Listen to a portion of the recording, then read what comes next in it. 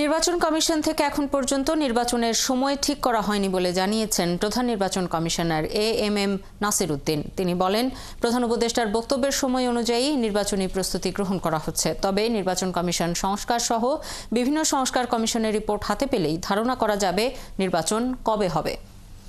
কুমিল্লা আঞ্চলিক নির্বাচন কার্যালয়ে কুমিল্লা, নোয়াখালী, চাঁদপুর, লক্ষ্মীপুর, ফেনী ও ব্রাহ্মণবাড়িয়া জেলা নির্বাচন কর্মকর্তাদের সঙ্গে ভোটার তালিকা হালনাগাদের কাজ শুরুর প্রস্তুতি সহ বিভিন্ন বিষয় নিয়ে কমিশনের মতবিনিময় সভা অনুষ্ঠিত হয়। সেখানে সিইসি জানান, বড় রাজনৈতিক দলগুলো প্রথম থেকেই জাতীয় সংসদ নির্বাচন দাবি করে আসছে। তারা স্থানীয় সরকার নির্বাচনের কথা বলেনি, তাই স্থানীয় সরকার নির্বাচন নয় বরং জাতীয় সংসদ নির্বাচনকে সামনে রেখেই কমিশন কাজ করছে।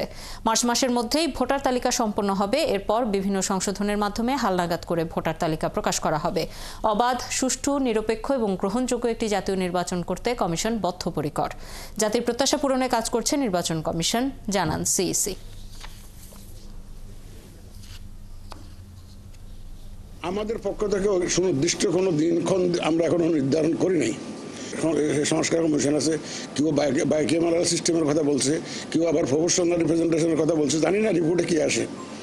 তো এই জন্য সংস্কার কমিশনের রিপোর্টগুলো পেলে হয়তো একটা আন্দাজ করা যাবে যে কবে নাগাদ ইলেকশন হতে পারে। তবে আমরা ওনার বক্তব্যের সাথে একদম মিল রেখেই প্রস্তুতি নিচ্ছি।